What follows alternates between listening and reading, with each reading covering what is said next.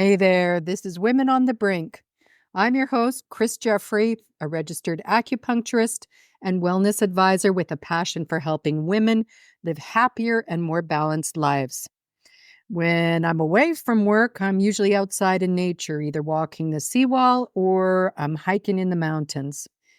And like many of you, my life has been filled with moments of hardship, some that I thought I couldn't overcome and really left me questioning my own strength. But through these challenges, I discovered resilience, courage, and a renewed sense of purpose. So I'm here to share not just my journey, but the lessons I've learned, and to remind you that no matter what obstacles come your way, there's always a path forward. And just to let you know, this podcast is not prescriptive, it's an offering. So please take what resonates with you and leave the rest. Welcome back to Women on the Brink. So today I want to put something out there, and this is something we don't really name, at least not out loud. Have you ever gone through a time where you're just not turned on by life? And I'm not talking about sex, although maybe that too. But I mean that version of you who used to feel really lit, creative and curious and open to what the day brings, maybe even a little dangerous in the best possible way.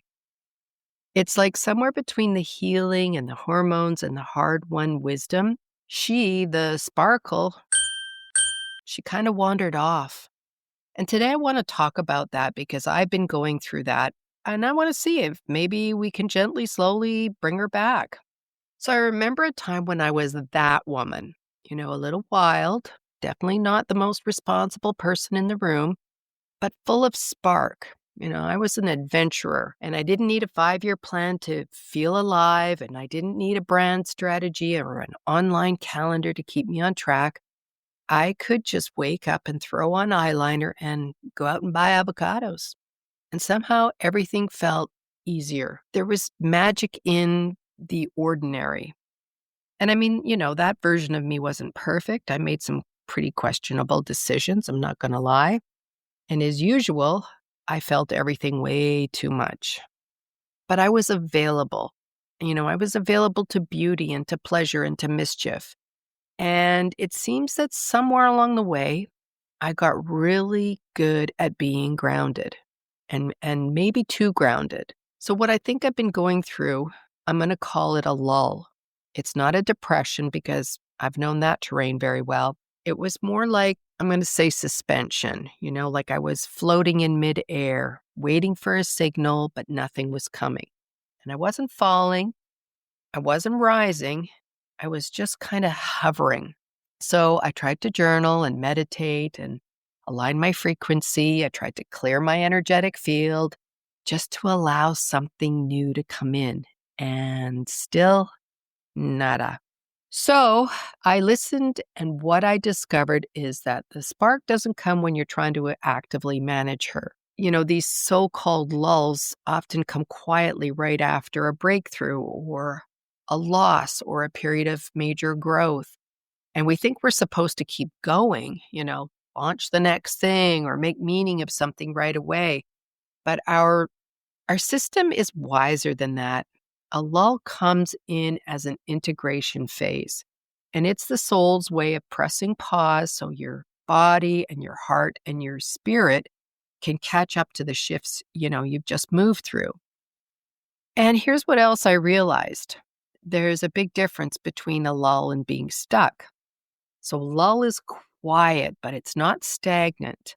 It's just a pause or an exhalation or a quiet period. It's kind of a temporary slowdown in activity and motivation or momentum. And in emotional or energetic terms, it might feel like a lack of creative drive, or like in my case, a sense of waiting and not knowing what's next. So there's less enthusiasm for what used to light you up. And there's a real quietness after a period of intense growth or output. And, often it's not a problem. The picture I see it is it's like the exhale after a big inhale.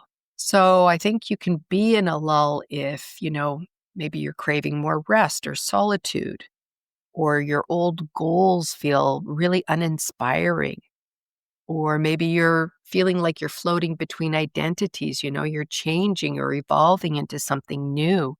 And you're not seeing results, but you're also not feeling called to really push. So the lulls happen when your soul is recalibrating and you're being asked to receive instead of putting out. And the next version of you is forming in a very quiet, non-public way. And so now I really recognize the difference between a lull and being stuck. When I think of being stuck, it feels much heavier and full of resistance. So, when you try to move, it feels like a lot of effort and there's friction and your butt cheeks clench and there's a knot in your chest or, your legs feel really heavy. And then you're on this loop, right? You got the same thoughts going, the same doubts going, the same patterns on repeat. And you start to question everything like, is it me? Am I lazy? Am I failing? So you might try to journal your way out of it. You might try to manifest or plan or clean your house or scroll or cry, but nothing is moving, nothing clicks. And that just makes you feel even more stuck. And you know what? There's not only this tightness in your body when you're stuck, but it's also in your imagination. You stop being able to dream and you can't picture a different future for yourself. And you can't feel those desires anymore. Everything is just obligations. And the most painful part is that you feel disconnected from yourself. Like the part of you that used to know what she wanted has gone silent. And there's lots of reasons why we get stuck. Mainly it's the fear of the unknown. Sometimes it's even burnout masked as boredom. Or how about trying to stay small in order to stay safe? Or old stories that say you're not allowed to change. Or maybe you're carrying dreams that are no longer alive, but they just haven't been grieved yet. So what I hear from women who are stuck is, this way no longer works, but the new way hasn't arrived yet. And, when this happens, I just don't trust myself to jump. So instead I freeze. And I really went through this feeling after I went through my divorce and became a single parent. And that's what happens. It's usually a trauma response or a breached boundary or a soul calling you're resisting because it feels too big, too risky, or too inconvenient even. But a lull is a mystery and it asks for your stillness and your trust and your listening and your curiosity. So it was in that stillness that I think I heard something. And I heard that I've become so competent and so well regulated and so damned emotionally fluent that I forgot how to be hungry for life.